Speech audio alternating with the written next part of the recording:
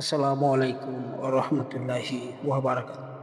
প্রিয় সুধী, মহানবী সাল্লাল্লাহু আলাইহি ওয়াসাল্লামের বেশ কিছু কমন ঘটনা আমরা কম বেশি প্রায় সকলেই জানি। কিন্তু প্রিয় নবী পূর্ণাঙ্গ জীবনী সম্বন্ধে আমরা কজনই বা জানি?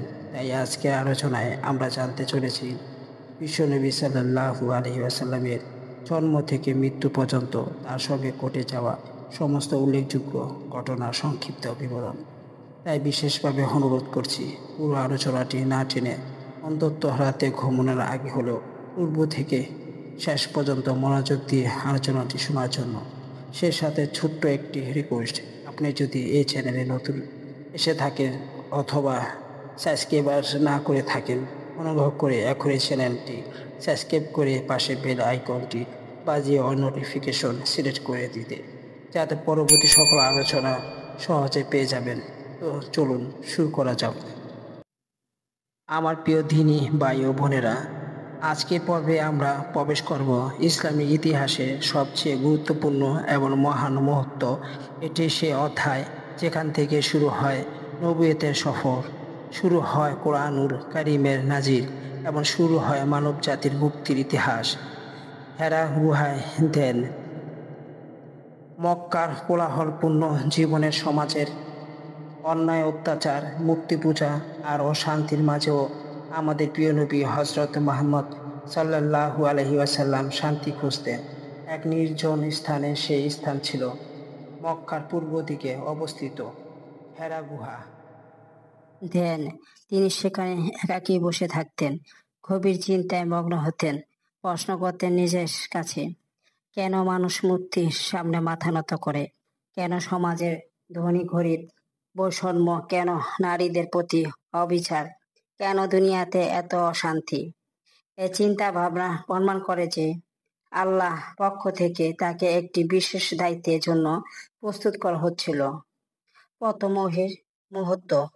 এক রাত, রমজান মাসের এক বরকতময় রাতে হেরা গুহায় অবস্থানকালে হঠাৎ করে তার সামনে উপস্থিত হলেন এক মহান ফেরেশতা, জিবরাইল আলাইহিস সালাম। তিনি বললেন, ইকরা, পড়ো। আমাদের নবী সাল্লাল্লাহু আলাইহি সাল্লাম ভীত হয়ে বললেন, আমি পড়তে জানি না। তিনবার এভাবে ঘটল। প্রতিবারই জিবরাইল আলাইহিস সালাম তাকে শক্ত করে ধরে বললেন, পড়ো তোমার রবের নামে, যিনি সৃষ্টি করেছেন। এভাবে নাজিল হলো কোরআনের প্রথম আয়াতসমূহ, যার বাংলা অর্থ, পড়ো তোমার প্রভুর নামে, যিনি সৃষ্টি করেছেন। তিনি মানুষকে সৃষ্টি করেছেন জমাট রক্তপিণ্ড থেকে। পড়ো আর তোমার প্রভুর মহান, যিনি কর্মের মাধ্যমে শিক্ষা দিয়েছেন। তিনি মানুষকে শিক্ষা দিয়েছেন যা সে জানত না। নবীর ভয় ও হযরত খাদিজা রাদিয়াল্লাহু আনহার এর সান্ত্বনা। এই ভয়াবহ দৃশ্য দেখে নবীজি সাল্লাল্লাহু আলাইহি সাল্লাম আতঙ্কিত হয়ে বাড়ি ফিরে এলেন। শরীর কাঁপছিল, মুখ শুকিয়ে গিয়েছিল।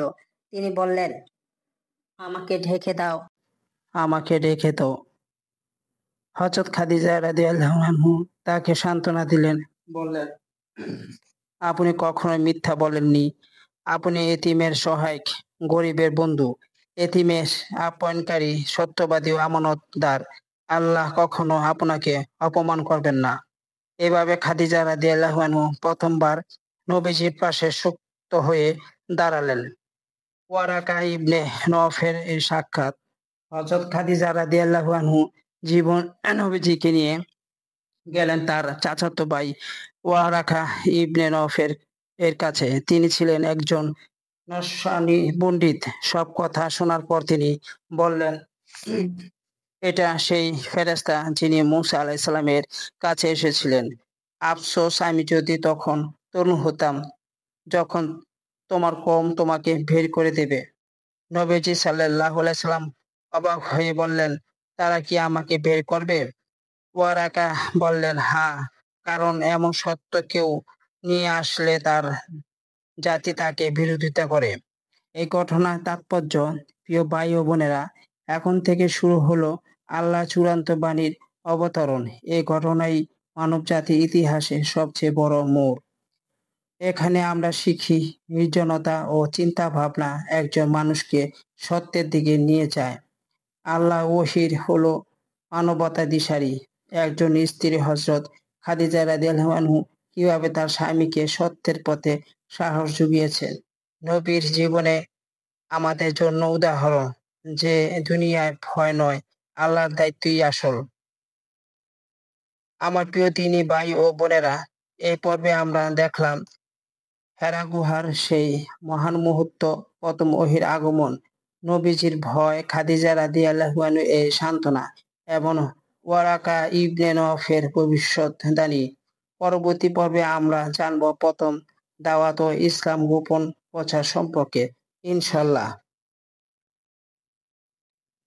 প্রিয় দিনী ভাই ও বোনেরা, আমরা আগামী পঞ্চম পর্বে জানব নবীজির প্রকাশ্যে ইসলাম দাওয়াত প্রচার। যারা এখন পর্যন্ত চ্যানেলটি সাবস্ক্রাইব করেননি তারা অবশ্যই সাবস্ক্রাইব করে উপরে থাকা বেল আইকনটি অল নোটিফিকেশন সিলেক্ট করে দিবেন।